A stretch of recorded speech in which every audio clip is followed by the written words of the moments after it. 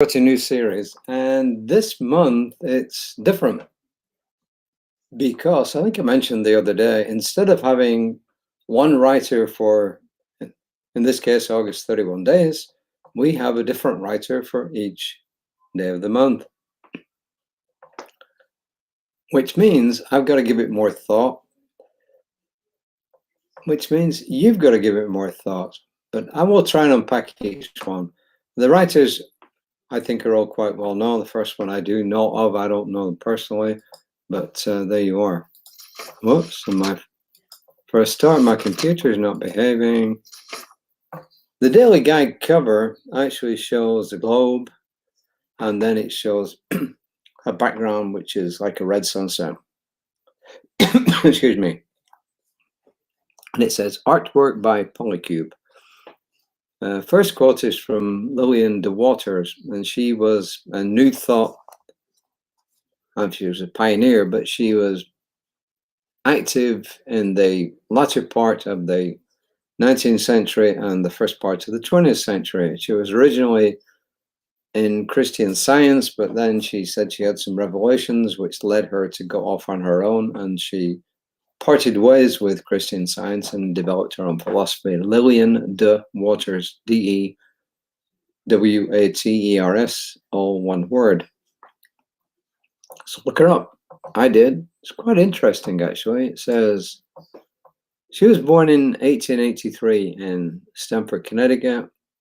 As I said, she grew up in Christian Science, and then later on in 1924 is when she started her work on her own. And she published over 30 books, which were translated into 15 languages. And she said all her books were based on direct unfoldment of capitalized absolute truth. So there you are. And that is who that first quote is from. And this is actually from the editors of Science of Mind magazine, which says, better together, a set of daily guides from 31 of your favorite authors and teachers. Well, a set of daily guides from 31 authors and teachers, since some of you don't know these people. It says here, we're taking an unconventional approach to your August daily guides, inspired by this month's theme, which is the theme of the magazine for this month, called Unstatus Quo. These daily reflections feature the perspectives of 31 different authors from recent editions of Guide for Spiritual Living, Science of Mind magazine.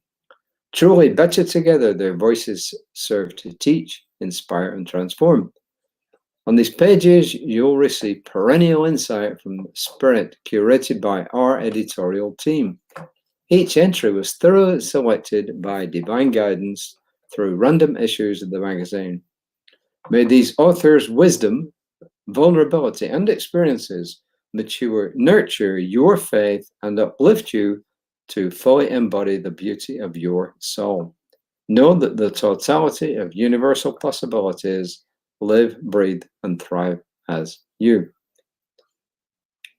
In other words, you're an expression of whatever created everything, which some of us call God, some call divine, some call spirit, some call life, some call the all, some can, I guess, call quantum field. So here we are. The first one is from Reverend Margaret Storts, and she's been a very frequent writer of Science of the guides in Science of Mind magazine. This one is actually from the January 2019 edition, and she quotes from Ernest. Actually, both quotes are from Ernest Holmes. The first one is The Hidden Power of the Bible, which is actually quite a good book. It's a unique, different take on the Bible, and it's from page 66 of whatever version she looks up. Therefore, think life, illumination, harmony, prosperity, happiness. Think the things rather than this or that condition of them. So think the things. Think life, think illumination, think harmony, think prosperity, think happiness. And from, whoops, wish you wouldn't do that. From the Science of Mind textbook, page 231, Ernest Holmes again, of course. The eyes brighten with friendliness and good cheer when animated by the light of love, joy, faith, and noble purpose. So there you are. And Margaret Stewart asks, what do you want to be when you grow up? She says, I thought I wanted to be an award-winning actor, a journalist, a zoologist, a history teacher, a bookstore owner, and a rock star. But I think we should stop asking young people this ridiculous question. She says, don't get me wrong. There are certainly people who just know what they want and go on to achieve it. For the rest of us, the power of decision takes us on a winding road. All this focus on striving and achieving can get us off course of the life that we're meant for. There have been days in my life when just getting out of bed in the morning was my greatest accomplishment.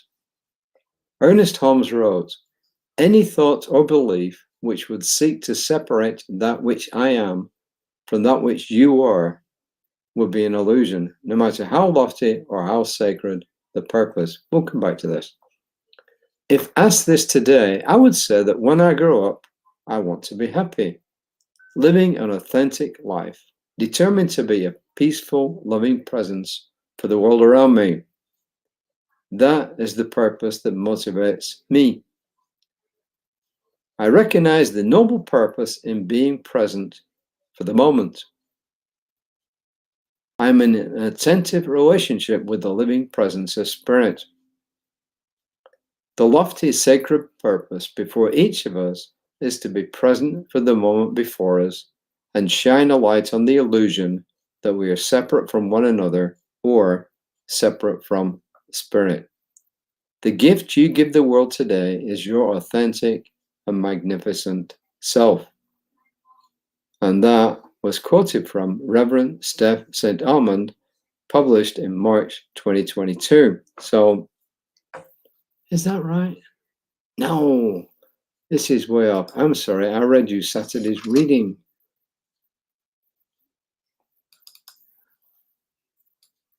I thought it didn't look familiar.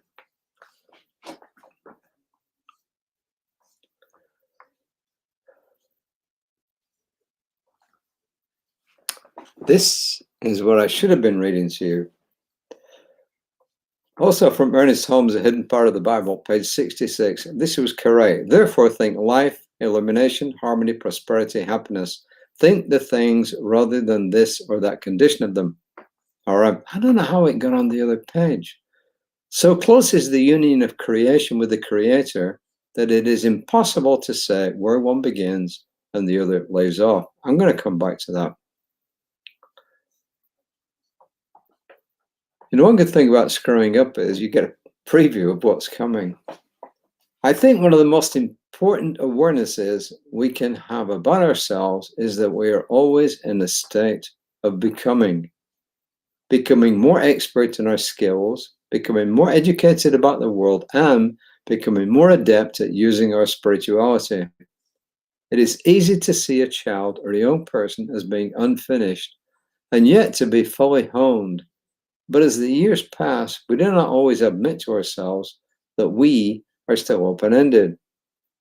Sometimes the extent of responsibilities or the external discouragements that the world can present act as a great weight on our buoyant spirits, and we let ourselves become mired in everydayness. This is no way to be. We're meant to be curious, a bit awkward at times, maybe even not quite fitting in, but always willing to turn a new corner, even if it is outside of our comfort zone. There's something exciting about not being quite finished, which may bring us to the ready energies of youth. No one ever said that curiosity and adventurousness belong only to the youth. It is well within our means to let ourselves become a bit unsettled each day so that the resilient spirit within us can have its way. We have much to bring to life. What if we even surprised ourselves with the discovery of what more lies within us? So going back to Holmes' quote, where he says, so close is the union of creation with the creator that it's impossible to say where one begins and the other leaves off. So he's going back to a basic principle of new thought, science of mind. Science of mind is an expression of new thought. There's different degrees. There's divine science, which is one. There's unity is another. And there are others around the world. There's a big one in Japan whose name I always keep forgetting. But they all have the same idea that there's one source that created everything, and everything is created within that one source. So if that's true, then what he's saying here is there is no where I begin and the universal mind ends and vice versa. It's just all flowing one into the other. And if that's also true, it means that everything in the universe is interconnected. Every single thing in the universe is interconnected. Every person is interconnected with another at a deeper level, granted. And some people can sense this. And as we said, there's all these, quote, coincidences that come up that remind us that we are connected, that whatever the scientists tell us, we're looking at just purely mechanical, biological beings, there's something beyond all this that they cannot explain or they don't want to explain. In other words, how do you explain where two people get the same idea at exactly the same time, or one person thinks one thing and the other picks it up immediately, or somebody on TV says something and I am actually writing that down on a game as they're saying it? We're connected. Everything is interconnected. And then she goes on to say, really, that we need to be open about how we live our lives. In other words, I would say, don't be too hard on yourself. You know, I great visions of being a worldwide public speaker at one time. It never happened, but that's okay. I ended up doing other things. I became a minister. I became a mediator. This is after I left my corporate America and corporate Europe jobs behind. So we never know. So I think that when we take on the curiousness of a child, then that's when we start to live life again. You know, or as the famous saying goes, in the expert's mind, there is only one solution. In the beginner's mind, there are many. And that's probably true. So, in other words, be curious about what's going on, be open, allow things to come in, and most of all, to the best of your ability, live in the moment. Just live in the moment.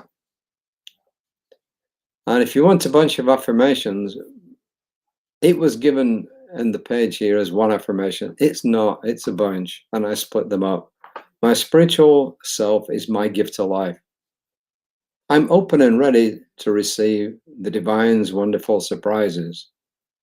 I continue to grow in love and delight, and I'm willing to be presented with the new elements of my spirituality.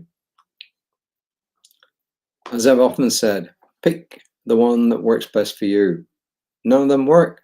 Fantastic. Make out your own. But the thing is, when you make an affirmation, make it out loud and see how it sounds to you. So go somewhere where you can repeat it out loud. And if you can write it down physically, or you could even type it.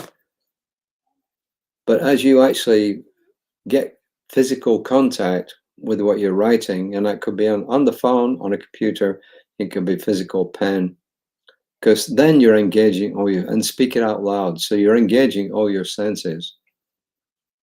You know, you're engaging the sense of touch, because you're touching something, or if you're using a pen, you're writing, it's touch. You're hearing it because you're saying it out loud to yourself, and you're seeing it because it's on the paper. And this advice was given to me by Bob Proctor, who passed away a couple of years ago. He was my first real mentor. And he said, when you engage all these different modalities, all these different ways that we interconnect with the world, you tend to make it stronger. And the other thing is, to feel what you're saying. We all know the key to manifestation is feeling. Thought plus feeling equals belief equals manifestation.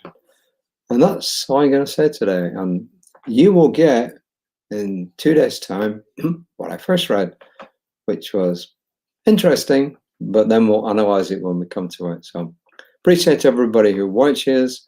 I just ask you to like us and also to pass it on. I mean, if you like these guides, it's not making me big-headed at all because I didn't write them. Bob Proctor said, I got license to brag about all this because none of it's mine. So just pass it on. I mean, if you're gaining something from it, tell other people about it. And if you get the Science of Mind magazine, pass it on to other people. Leave it in the doctor's office, the dentist's office, wherever you go. You know, if you finish with the magazine, you think people can gain, just go leave it there. Somebody will pick it up and look at it. And somebody, it may only be 1 in 1,000, but somebody at some stage will gain benefit from it. And then they too will start sharing this with the world. And guess what? The world becomes a much better place. And we do achieve that on status quo. So until next time, Liz will be on tomorrow morning at 9 o'clock. I'll be back tomorrow at 5-ish. Till then, namaste.